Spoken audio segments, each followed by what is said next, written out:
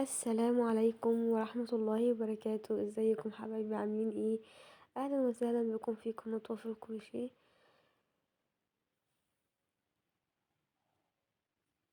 ان شاء الله النهارده هنعمل مع بعض فيديو جديد بغرزة جديدة ان شاء الله. يا رب اتمنى ان هي تكون سهلة وبسيطة، واتمنى ان انتوا تستفادوا من الفيديو. طبعا هنا بوريكم الخيط بتاعي اللي هشتغل بيه. هو قد ايه ناعم، هو خيط هيمالايا ناعم متوسط مش رفيع قوي. طبعا هشتغل معاكم العينة دي بإبرة رقم 4. تمام. بشتغل معاكم العينة بإبرة رقم 4. هبدأ معاكم أعمل عقدة البداية، وبشتغل مضاعفات العدد 5. يعني بشتغل 10 أو 20 أو 30. تمام.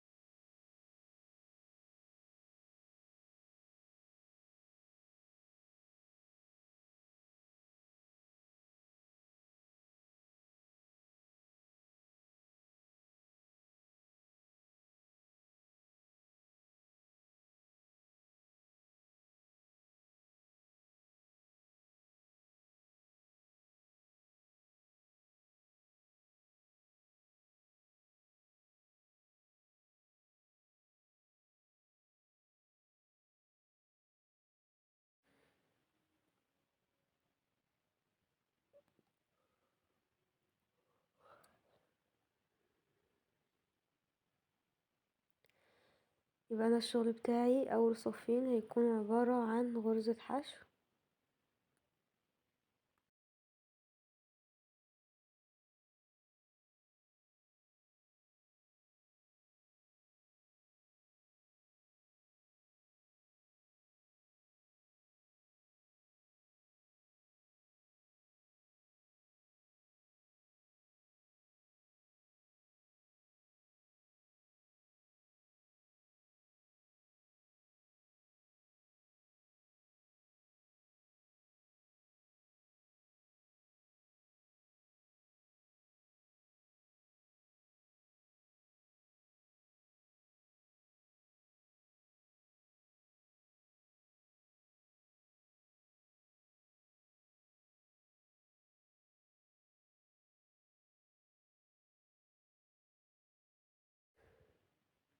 هنا خلصت الصفين بتوعي.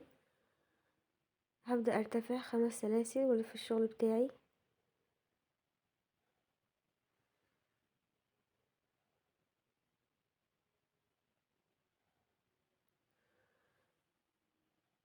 هدخل في السلسلة ال5.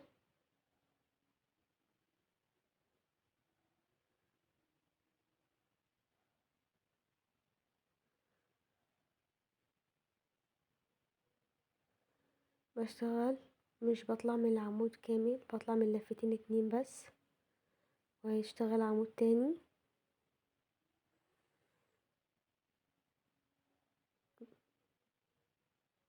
اشتغلت 3 عمود، في كل عمود بخرج من لفتين، بيتبقى معايا 4 لفات على على السلسلة، على الإبرة. تمام. هدخل في نفس الفراغ، اكرر نفس الغرزة تاني.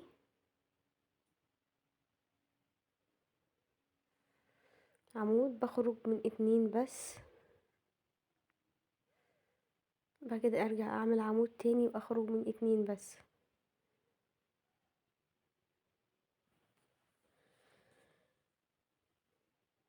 واعمل عمود تالت واخرج من 2 بس.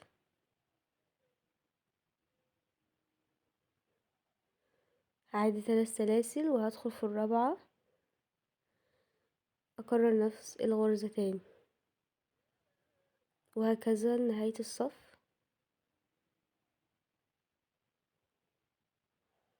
وبرجع ارتفع 2 صف غرزة حشو، وبعدها بكمل بنفس الغرزة دي كده، يبقى انا الشغل معايا تكرار لأول 3 صفوف بالظبط. تمام.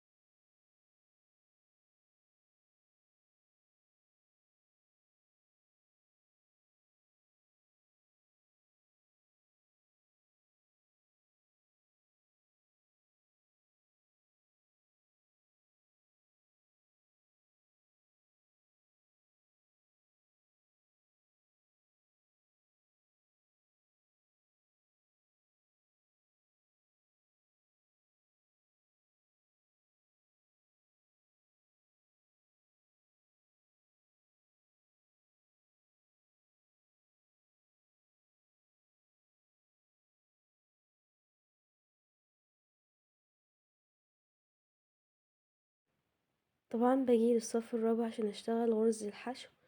مينفعش اشتغل فوق كل سلسلة هتقابلني سلسلة غرزة حشو واحدة، لان انا كده الشغل بتاعي هيبقى ضيق زي ما انتوا هتشوفوا دلوقتي. هوريكوا، هرجع هوك شغل تاني عشان ما نغلطش الغلط ده.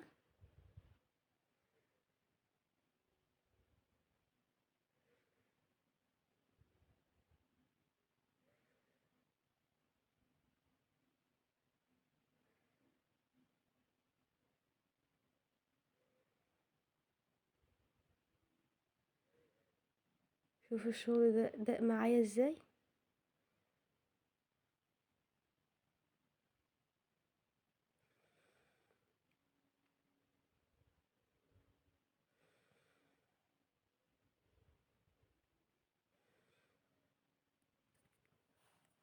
طبعا بقى انا لو عديت عدد غرز الحشو اللي انا عملتها دي هلاقيها 10 فقط. طيب انا عاملة بداية معايا 20 غرزة حشو، يبقى انا كده غلطت ولا لا؟ يبقى انا كده فعلا غلط. يبقى انا هاجي في كل غرزة هتقابلني هعمل فيها 2 غرزة حشو، عشان في الاخر يطلع معايا الصف الرابع 20 غرزة حشو. تمام. يبقى انا هعمل في كل غرزة هتقابلني 2 غرزة حشو، عشان في الاخر يطلع معايا ايه؟ الصف الرابع 20 غرزة حشو. فكده الشغل يتساوى معايا، ميبقاش ضيق من فوق ونازل بواسع. تمام.